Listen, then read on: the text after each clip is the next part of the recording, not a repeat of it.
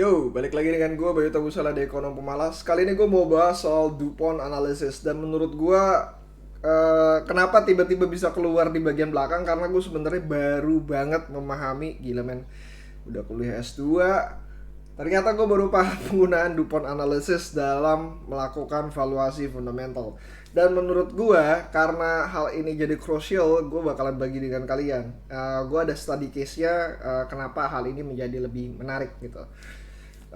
Di DuPont Analysis, kalau misalnya kalian gambarnya kayak gimana sih, bentuknya kayak gimana segala macam, cari aja DuPont Analysis, atau kalian bisa masuk ke Instagramnya Investasi Jalanan punyanya Papa Rahita. Di sana juga dijelaskan tentang DuPont Analysis. Intinya dari DuPont Analysis adalah ROE atau Return of Equity itu keluar dari perkalian tiga hal: net income per sales, sales per asset, aset per shareholder equity.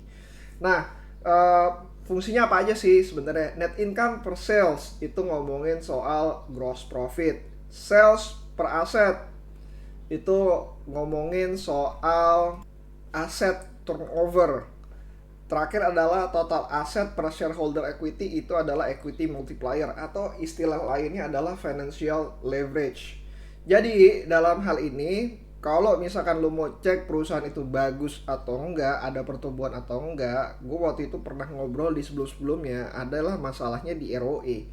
Bisa nggak sih ROE-nya ditingkatkan? Kalau ROE-nya ditingkatkan, perusahaan yang lo investasikan itu punya multiplier. Selain dari multiplier PE ratio, misalkan dari 2 ke 4, ke 5, dan ke 6, which is itu bisa menghasilkan efek yang cukup bagus untuk investasi lu, berarti diapresiasi oleh pasar. Berikutnya lagi adalah dari sisi net income itu sendiri, dia bisa meningkat lebih cepat. Jadi kalau misalkan bukan aset, revenue-nya naik misalkan 10%, tapi ROE-nya naik dari 10 menjadi 15%, net income-nya itu nggak serta-merta berubah dari 100 ke 110 gitu.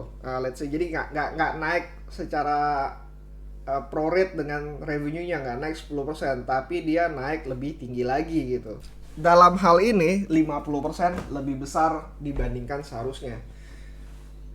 Gue kasih contoh yang lebih simpel lagi sebenarnya. Kalau misalkan tidak terjadi pertumbuhan revenue, tapi terjadi efisiensi dari ROE-nya, yaitu bisa aja net profit margin lo lebih baik, aset turnover lo lebih banyak, lalu financial leverage lo lebih baik juga, ROE-nya itu bisa meningkat, sehingga net profit margin bisa meningkat, sehingga pertumbuhan dari net income juga bisa meningkat.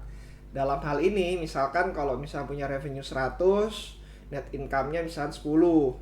Nah, itu kan gross profit marginnya sebenarnya cuma 10%. Tapi karena ROE-nya meningkat menjadi misalkan let's say 50% lebih banyak, nah net income-nya itu sendiri itu berubah menjadi dari 10 menjadi 15. Dalam hal ini, gross profit margin itu meningkat 15 menjadi 15%. Dan kalau misalnya seperti ini, bagaimana ya, lu nggak butuh pertumbuhan di atas, pertumbuhan di bawah aja itu udah membantu. Jadi kalau misalkan lu ngomongin dari revenue-nya sudah bertumbuh, cek lagi dong apakah revenue yang bertumbuh itu mengakibatkan net profit yang bertumbuh. Nah, tiga hal ini gue biasanya cuma pakai dua hal: net profit margin sama yang namanya financial leverage. Gue nggak pernah memperhatikan asset turnover sampai gue berinvestasi pada sebuah perusahaan di mana dia adalah price taker. Dalam hal ini adalah coal industries. Kalau lo cek semua coal industries, lo bakalan ngeliat bahwa pertumbuhan banyak banget dari sisi pertumbuhan produksinya itu menurun justru.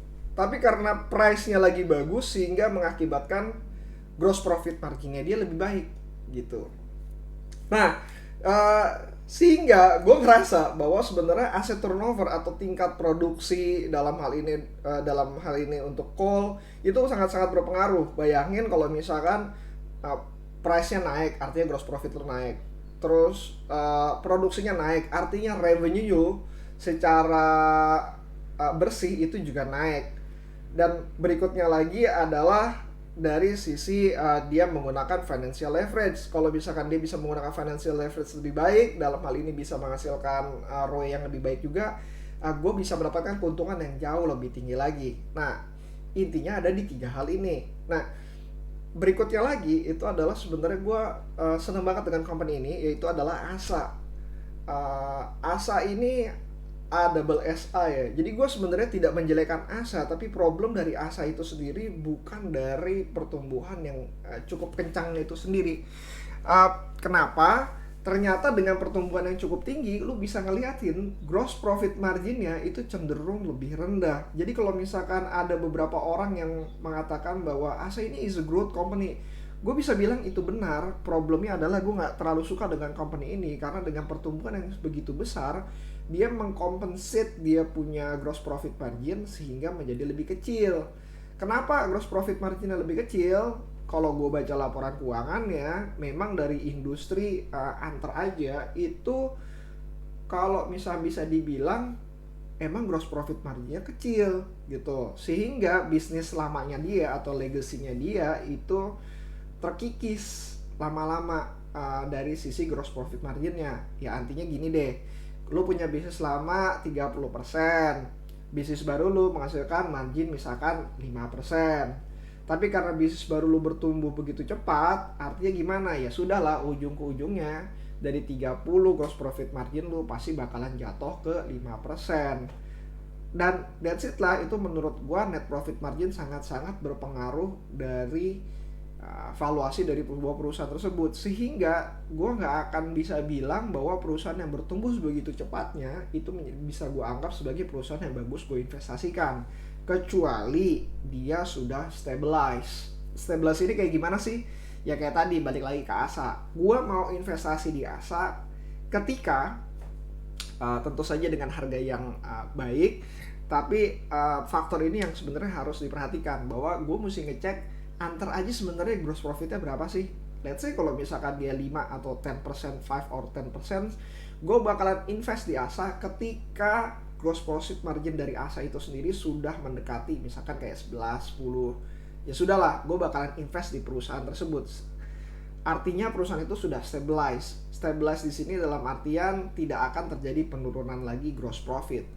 Sisanya adalah dari revenue-nya. Kalau misal revenue-nya masih tetap growth dan gue ngerasa perusahaan logistik sekarang lagi bagus banget, mungkin 10-20 tahun lagi perusahaan logistik masih akan bagus. Dilihat dari sisi manajemennya, kalau misalkan nggak ada masalah dari sisi pengantaran, nggak ada sisi masalah dari manajemennya, I'm willing to invest in ASA, tapi not for now karena alasan tersebut.